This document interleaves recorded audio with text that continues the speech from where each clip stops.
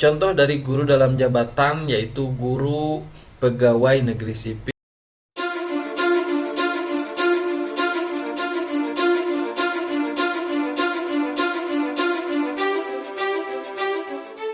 Assalamualaikum warahmatullahi wabarakatuh. Berjumpa kembali di G4N Channel. Halo Bapak Ibu guru semuanya. Mudah-mudahan kita selalu diberikan kesehatan dan dirahmati oleh Allah Subhanahu wa taala. Amin. Di awal tahun 2022 banyak sekali program-program pemerintah khususnya untuk peningkatan kompetensi guru. Seperti guru belajar, guru berbagi, guru pembatik, guru penggerak, dan pendidikan profesi guru. Kalau kita searching di Google tentang PPG atau pendidikan profesi guru, tentunya banyak sekali informasi yang disajikan. Tapi apakah yang ditampilkan di Google tersebut menjawab semua pertanyaan tentang pendidikan profesi guru ini? Baik, maka untuk itu pada video kali ini saya sajikan ringkasan beberapa pertanyaan yang sering ditanyakan atau yang sering diajukan di Google tentang pendidikan profesi guru atau PPG.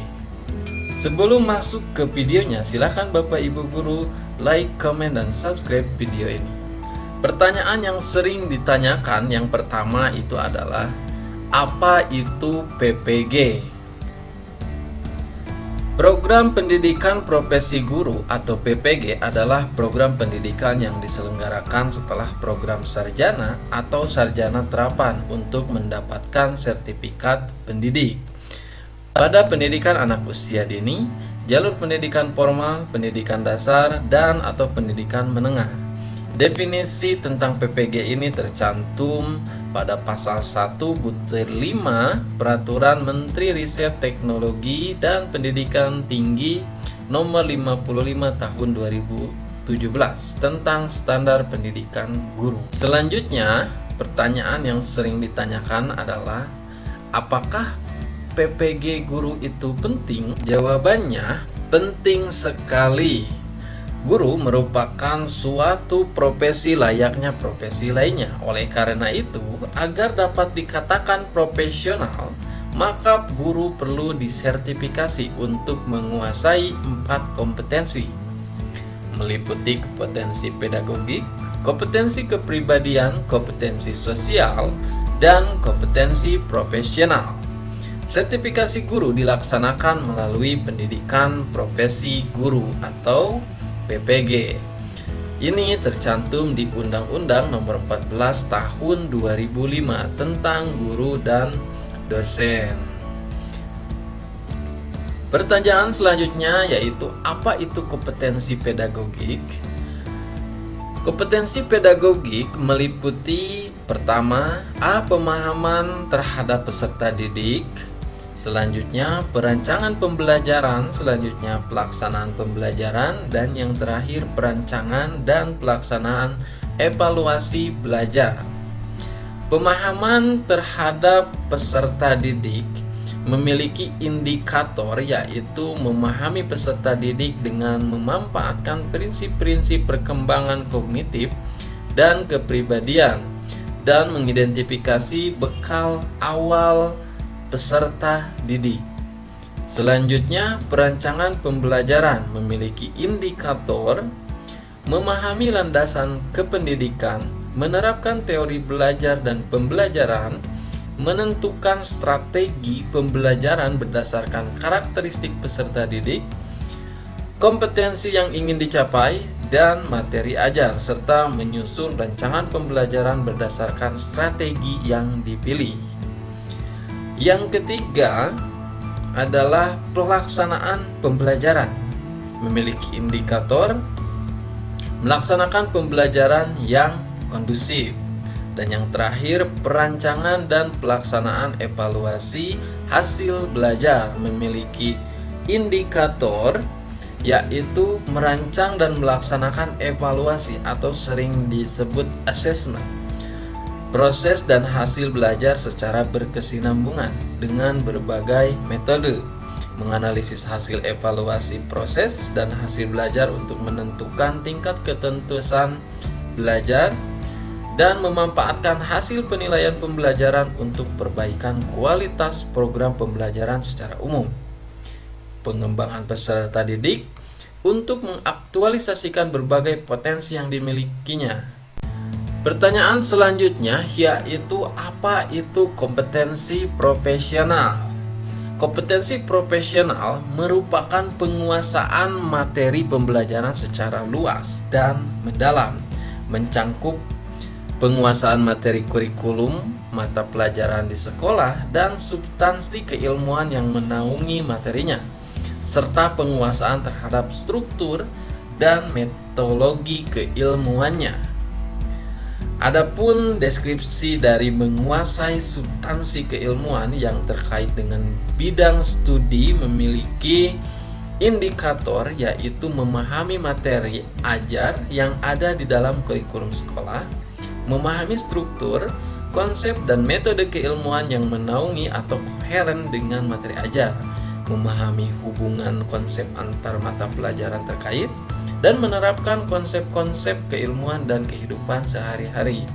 Sedangkan menguasai struktur dan metode keilmuan memiliki indikator, yaitu menguasai langkah-langkah penelitian dan kajian kritis untuk memperdalam pengetahuan atau materi bidang studi. Itu adalah deskripsi dari kompetensi profesional. Selanjutnya, pertanyaan yang sering ditanyakan yaitu apa itu kompetensi sosial?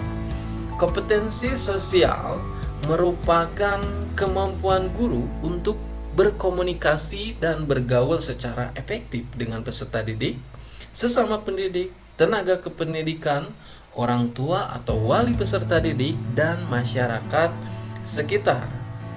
Jadi bisa kita simpulkan arti kompetensi sosial di sini yaitu seorang guru harus mampu atau mempunyai kemampuan untuk berkomunikasi dengan siapapun, baik itu peserta didik, sesama pendidik, tenaga kependidikan, orang tua atau wali peserta didik, dan masyarakat sekitar, baik itu di sekolah ataupun di tempat tinggalnya.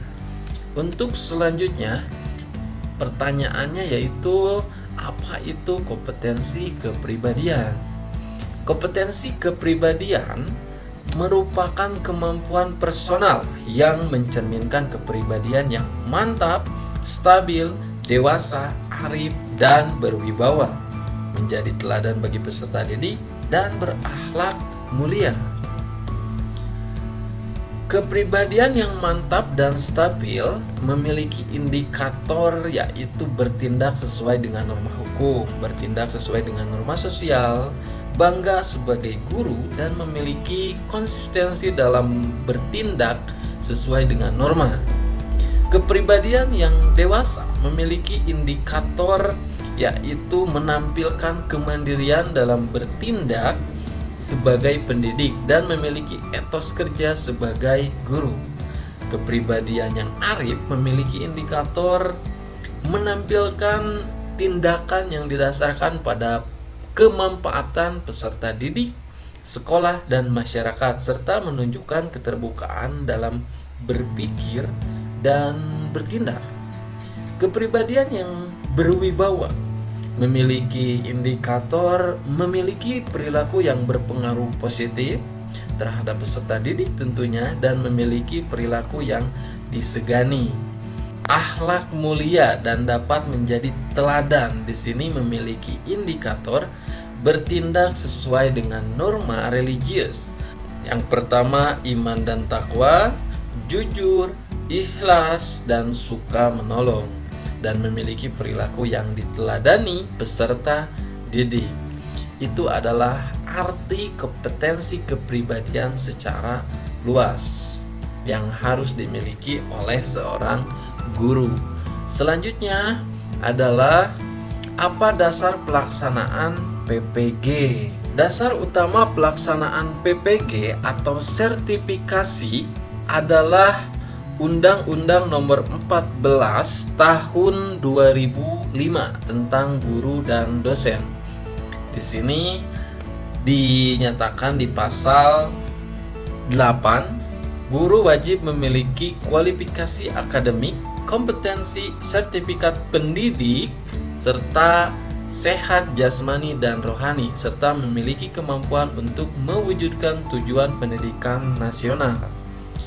Pasal lain adalah pasal 11 ayat 1, menyebutkan bahwa sertifikat pendidik sebagaimana dalam pasal 8 diberikan kepada guru yang telah memenuhi persyaratan. Landasan hukum lainnya adalah Undang-Undang Nomor 20 Tahun 2003 tentang Sistem Pendidikan Nasional dan Peraturan Menteri Pendidikan Nasional Nomor 18 Tahun 2007 tentang sertifikasi bagi guru dalam jabatan. Itu adalah dasar hukum pelaksanaan PPG atau pendidikan profesi guru. Selanjutnya adalah pertanyaan yang sering diajukannya, yaitu selain PPG dalam jabatan, apakah ada jenis PPG lainnya? Tentunya ya, ada 2 jenis program pendidikan profesi guru berdasarkan kelompok sasarannya, yaitu PPG prajabatan dan yang kedua adalah PPG dalam jabatan. PPG prajabatan yaitu pendidikan profesi guru yang diperuntukkan bagi calon guru yang telah memenuhi persyaratan kualifikasi akademik S1 atau D4 dan akan melamar menjadi guru. Sedangkan PPG dalam jabatan yaitu PPG yang diperuntukkan bagi guru dalam jabatan atau bagi guru yang sudah mengajar di sekolah. Contoh dari guru dalam jabatan yaitu guru pegawai negeri sipil dan guru bukan pegawai negeri sipil yang sudah mengajar pada satuan pendidik. Selanjutnya adalah pertanyaannya, yaitu siapa saja yang bisa mengikuti PPG dalam jabatan. Nah, yang bisa mengikuti PPG dalam jabatan hanya guru ASN dan guru bukan ASN yang telah diangkat sampai dengan akhir tahun 2017 dan memenuhi persyaratan yang ditentukan. Jadi kita bisa garis bawahi di sini untuk PPG dalam jabatan yaitu untuk guru ASN dan guru bukan ASN. Selanjutnya, apa saja persyaratan mengikuti PPG dalam jabatan? Persyaratan untuk mengikutinya yaitu pertama, memiliki kualifikasi akademik sarjana S1. Yang kedua, guru dalam jabatan atau ASN TMT 2017. Yang ketiga, memiliki nomor unik pendidik dan tenaga kependidikan atau sering kita sebut NUPTK. Dan yang terakhir, terdapat pada data pokok pendidikan atau Dapodik Kementerian Pendidikan dan Kebudayaan. Selanjutnya yaitu pertanyaannya, di mana guru bisa PPG? Undang-Undang Guru dan Dosen pasal 11 ayat 2 dinyatakan bahwa sertifikat pendidik diselenggarakan oleh perguruan tinggi yang memiliki program pengadaan tenaga kependidikan yang terakreditasi dan ditetapkan oleh pemerintah. Dengan demikian, PPG diselenggarakan oleh LPTK yang terakreditasi. Apa itu LPTK? Yaitu Lembaga Pendidikan Tenaga Kependidikan. Keterangan ini kita bisa temukan di Undang-Undang Nomor 14 Tahun 2005 tentang guru dan dosen. Selanjutnya, pertanyaannya, apakah PPG hanya berlaku bagi guru yang mengajar di sekolah negeri? Jawabannya tidak. Semua guru yang memenuhi persyaratan yang ditetapkan dapat mengikuti sertifikasi guru dalam jabatan. Selanjutnya, siapa yang menetapkan kuota PPG? Jumlah kuota mahasiswa PPG setiap program studi dan LPTK penyelenggara ditentukan oleh Kemendikbud dengan mempertimbangkan beberapa hal, di antaranya 1. Kebutuhan guru secara nasional untuk setiap program studi. Kedua, kapasitas setiap LPTK. Ketiga, ketersediaan anggaran pemerintah. Jadi, siapa yang menentukan atau siapa yang menetapkan kuota PPG, yaitu oleh kementerian, atau di sini Kementerian Pendidikan dan Kebudayaan. Selanjutnya pertanyaannya yaitu bagaimana tahap-tahap penilaian peserta program pendidikan profesi guru? Tahap-tahapnya yaitu proses penilaian peserta program PPG dilakukan melalui 2 tahap. Tahap pertama, penilaian dilakukan oleh LPTK, dan tahap kedua, penilaian sebagai uji kompetensi atau UKM PPG. Tahap pertama mencangkup penilaian proses dan produk pengembangan perangkat pembelajaran. Yang keduanya penilaian proses dan produk PPL, dan yang ketiga adalah penilaian kehidupan bermasyarakat di asrama atau sarana lain. Sedangkan di tahap kedua penilaiannya yaitu dilakukan oleh panitia secara nasional, mencangkup yang pertama uji tulis nasional atau UTN, dan yang kedua adalah uji kinerja atau sering disebutnya UKIN. Peserta PPG dapat mengikuti penilaian tahap kedua setelah peserta mengikuti penilaian tahap pertama tentunya dengan predikat baik. Kelulusan mahasiswa program PPG ditetapkan berdasarkan hasil penilaian tahap kedua yaitu UKM PPG. Pertanyaan selanjutnya adalah apakah guru yang tidak lulus PPG bisa mengikuti tes UKM PPG lagi? Jawabannya ya. Guru yang tidak lulus sertifikasi guru dapat mengikuti sertifikasi guru lagi pada tahun berikutnya dan harus mendaftarkan kembali melalui Dinas Pendidikan kabupaten atau kota atau provinsi sesuai dengan kewenangannya. Jadi bisa ya. Pertanyaan selanjutnya, apakah seorang guru boleh memiliki lebih dari satu sertifikat pendidik? Seorang guru dapat memperoleh lebih dari satu sertifikat pendidik, namun hanya dengan satu nomor registrasi dari Kementerian Pendidikan Kebudayaan. Jawabannya boleh ya. Yang ke berapa nih ya? Banyak ya. Selanjutnya, apakah beban jam mengajar 24 jam menjadi syarat utama PPG dalam jabatan? Beban kerja minimum 24 jam tatap muka per minggu tidak menjadi persyaratan utama dalam mengikuti PPG dalam jabatan guru. Yang tadi sebelumnya udah disebutkan ya untuk syarat mengikuti PPG dalam jabatan. Selanjutnya pertanyaannya yaitu seorang guru SD yang telah disertifikasi sebagai guru kelas kemudian alih tugas mengajar ke SMP sebagai guru mata pelajaran. Bagaimana sertifikat pendidik dan tunjangan profesinya? Wah, ini bagus sekali nih. Tunjangan profesi diberikan kepada guru sesuai dengan sertifikat pendidiknya. Sertifikat pendidik bagi guru SD adalah guru kelas, sehingga ketika guru alih tugas sebagai guru mata pelajaran di SMP, maka sertifikatnya tidak bisa digunakan untuk memperoleh tunjangan profesi. Guru tersebut harus mengikuti sertifikasi kembali sebagai guru mata pelajaran. Kalau untuk tunjangan profesinya artinya di stop dulu. Kalau sudah mendapatkan sertifikat pendidik sebagai guru mapel, tentunya nanti tunjangan profesinya bisa diajukan kembali.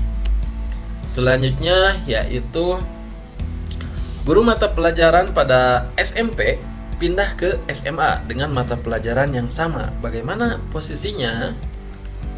Di sini yaitu asalkan guru tersebut memiliki surat tentang perpindahan dari pejabat pembina kepegawaiannya, mengajar sesuai dengan sertifikat pendidik yang dimilikinya, maka guru tersebut tetap dapat memperoleh tunjangan profesi setelah memenuhi beban kerja, kehadiran, dan kinerjanya. Baik Bapak Ibu, itu saja ringkasan dari beberapa pertanyaan yang sering ditanyakan tentang PPG. Jadi kita bisa simpulkan bahwa PPG ini singkatan dari Pendidikan Profesi Guru atau Sertifikasi Guru. Dasar hukum PPG yaitu Undang-Undang Nomor 14 Tahun 2005 tentang guru dan dosen. Selanjutnya ada dua jenis PPG, yaitu yang pertama PPG prajabatan dan yang kedua adalah PPG dalam jabatan. Itu saja ringkasannya untuk video kita mengulas tentang PPG atau Pendidikan Profesi Guru. Jika Bapak Ibu guru punya pertanyaan-pertanyaan tentang PPG yang belum terjawab, silahkan Bapak Ibu tanyakan di komentar. Nanti kita bahas, kita diskusikan di video-video selanjutnya. Terima kasih sudah menonton. Sebelum kita tutup, jangan lupa like, komen, dan subscribe. Terima kasih. Wassalamualaikum warahmatullahi wabarakatuh.